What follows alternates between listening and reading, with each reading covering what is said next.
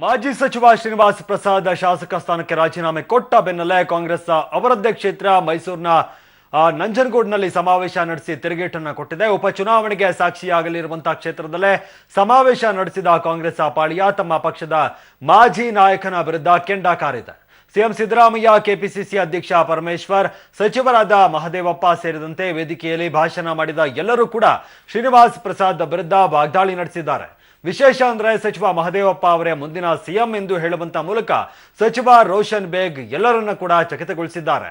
ಶ್ರೀನಿವಾಸ್ ಪ್ರಸಾದ್ ವಿರುದ್ಧ ಕಾಂಗ್ರೆಸ್ ನಾಯಕರು ನಡೆಸಿದ ವಾಕ್ ಸಮರದ ಪರಿ ಹೇಗಿತ್ತು ಕೇಳೋಣ ಬನ್ನಿ.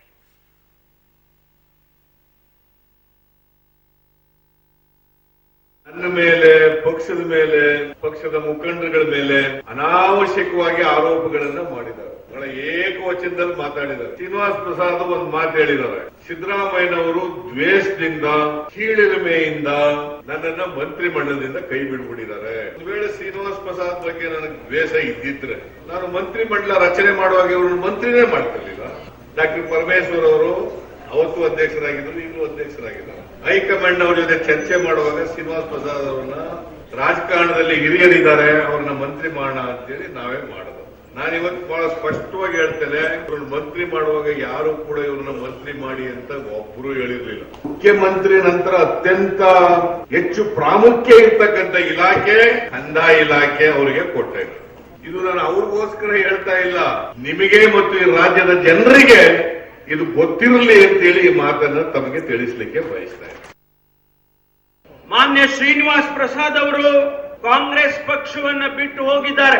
ಇದೇನು ಮೊದಲನೇ ಸಾರಿ ಅಲ್ಲ. ಅವರ ಪ್ರಾರಂಭನೂ ಕಾಂಗ್ರೆಸ್ ಪಕ್ಷದಲ್ಲಿ ಆಗಿಲ್ಲ. ಅವರ ಪ್ರಾರಂಭ ಕೂಡ ಬೇರೆ ಪಕ್ಷದಲ್ಲಿ ಆಗಿರ್ತಕ್ಕಂಥದ್ದೇ ವಿನಃ ಕಾಂಗ್ರೆಸ್ ಪಕ್ಷದಲ್ಲಿ ಆಗಿದ್ರೆ ಬಹುಶಃ ಅವರು ಬಿಟ್ಟು ಹೋಗ್ತಾ ಇರಲಿಲ್ಲ. ಆದ್ರಿಂದ ಅವರು ಮರಳಿ ಮನೆಗೆ ಅಂತ ಎಲ್ಲೋ ಹೋಗ್ಬಿಟ್ಟಿದ್ದಾರೆ. ವಾಪಸ್ ಎಲ್ಲಿಗೆ ಹೋಗ್ಬೇಕಾಗಿತ್ತು ಅಲ್ಲಿಗೆ ಹೋಗ್ತಾ ಇದ್ದಾರೆ ಅವರು. ಅದರಿಂದ ನಮಗೆ ಯಾವ ಚಿಂತನೆ ಇಲ್ಲ ಕಾಂಗ್ರೆಸ್ನವರಿಗೆ. ಅವರು ಅನೇಕ ಮಾತುಗಳನ್ನ ಹೇಳಿದ್ದಾರೆ. ಮಹದೇವಪ್ಪನವ್ರ ಬಗ್ಗೆ ಹೇಳಿದ್ದಾರೆ, ಮಾನ್ಯ ಮುಖ್ಯಮಂತ್ರಿಗಳ ಬಗ್ಗೆ ಹೇಳಿದ್ದಾರೆ, ನನ್ನ ಬಗ್ಗೆ ಕೂಡ ಹೇಳಿಬಿಟ್ಟಿದ್ದಾರೆ.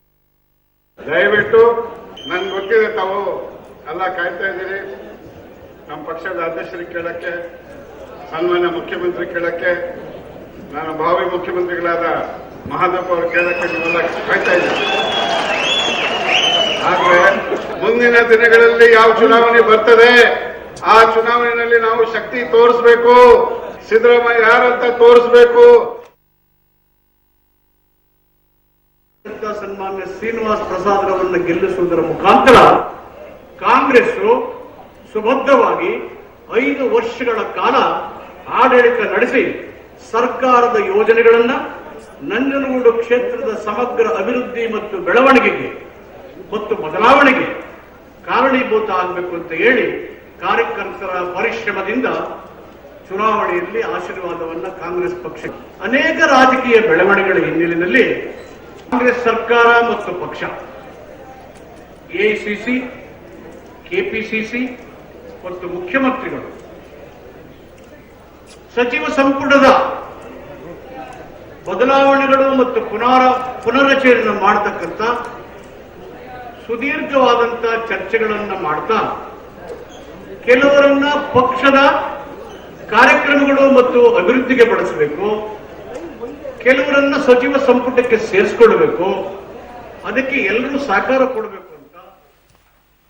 ಓಕೆ, ಬಗ್ಗೆ ಹೆಚ್ಚಿನ ಮಾಹಿತಿ ಕೊಡ್ತಾರೆ ನಮ್ಮ ಪ್ರತಿನಿಧಿ ಕೆಪಿ ನಾಗರಾಜ್.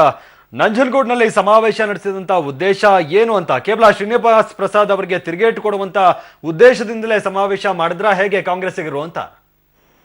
ಮತ್ತೆ ಇವತ್ತು ನಂಜನಗೂಡಿನಲ್ಲಿ ನಡೆದಂತಹ ಕಾಂಗ್ರೆಸ್ನ ಸಮಾವೇಶ ಏನು ಅಂದ್ರೆ ಉಪಚುನಾವಣೆಗೆ ಸಂಬಂಧಪಟ್ಟಂತೆ ಒಂದು ಮುನ್ನುಡಿಯಾದಂತಹ ಒಂದು ಸಮಾವೇಶ ಅಂತ ಹೇಳುವುದು. ಅದರ ಜೊತೆಗೆ ಶ್ರೀನಿವಾಸ್ ಪ್ರಸಾದ್ ಅವರು ಇದುವರೆಗೂ ಕೂಡ ಏನು ಸಚಿವ ಸ್ಥಾನದಿಂದ ಇಳಿದ ನಂತರದಲ್ಲಿ ಇದುವರೆಗೂ ಏನು ಮಾಡಿರುವಂತಹ ವಾಗ್ದಾಳಿಗೆ ಒಂದು ರೀತಿಯಾಗಿ ಉತ್ತರಗಳನ್ನ ನೀಡುವಂತಹದ್ದು, ಒಂದು ರೀತಿಯಾಗಿ ತಿರುಗೇಟನ್ನು ನೀಡುವಂತಹ ಕೆಲಸಕ್ಕೋಸ್ಕರವಾಗಿದೆ ಇವತ್ತಿನ ಈ ಸಮಾವೇಶದ ವೇದಿಕೆಯನ್ನ ಬಳಸಿಕೊಳ್ಳಾಯಿತು. ಪ್ರಮುಖವಾಗಿ ಕೆಪಿಸಿಸಿ ಅಧ್ಯಕ್ಷರಾಗಿರುವಂತಹ ಡಾಕ್ಟರ್ ಜಿ ಪರಮೇಶ್ವರ್ ಅವರು, ಜಿಲ್ಲಾ ಉಸ್ತುವಾರಿ ಸಚಿವರಾಗಿರುವಂತಹ ಡಾಕ್ಟರ್ ಎಚ್ ಸಿ ಮಹದೇವಪ್ಪನವರು, ಜೊತೆಗೆ ಮುಖ್ಯಮಂತ್ರಿ ಸಿದ್ದರಾಮಯ್ಯನವರು ಮೂವರನ್ನು ಕೂಡ ನೇರವಾಗಿ ಶ್ರೀನಿವಾಸ್ ಪ್ರಸಾದ್ ಅವರ ಮೇಲೆ ವಾಗ್ದಾಳಿಗಳನ್ನ ನಡೆಸಿದ್ರು. ಅವರ ಇಷ್ಟು ದಿನದ ಎಲ್ಲಾ ಟೀಕೆಗಳಿಗೂ ಕೂಡ ವಾಪಸ್ ಉತ್ತರಗಳನ್ನ ಕೂಡ ನೀಡಿದ್ರು. ಒಂದು ಹಂತದಲ್ಲಿ ಜಿ ಪರಮೇಶ್ವರ್ ಅವರು ಒಬ್ಬ ಶ್ರೀನಿವಾಸ್ ಪ್ರಸಾದ್ ಅವರು ಹೋದ್ರೇನು ನಮ್ಗೆ 100 ಜನ ಶ್ರೀನಿವಾಸ್ ಪ್ರಸಾದ್ ಅವರನ್ನ ರೆಡಿ ಮಾಡುವಂತ ಶಕ್ತಿ ಕಾಂಗ್ರೆಸ್ ಇದೆ ಅನ್ನುವಂತಹ ಮಾತುಗಳನ್ನ ಆಡಿದ್ರೆ, ಇನ್ನೊಂದು ಕಡೆಯಲ್ಲಿ ಮಹದೇವಪ್ಪನವರು 100 ಜನ ಮಹದೇವಪ್ಪ ಬಂದ್ರು ನನ್ನ ಸೋಲ್ಸೋದಕ್ಕೆ ಆಗೋದಿಲ್ಲ ಅನ್ನುವಂತಹ ಅಹಮ್ಮಿನ ಮಾತನ್ನ ಶ್ರೀನಿವಾಸ್ ಪ್ರಸಾದ್ ಅವರು ಹೇಳಿದ್ದಾರೆ.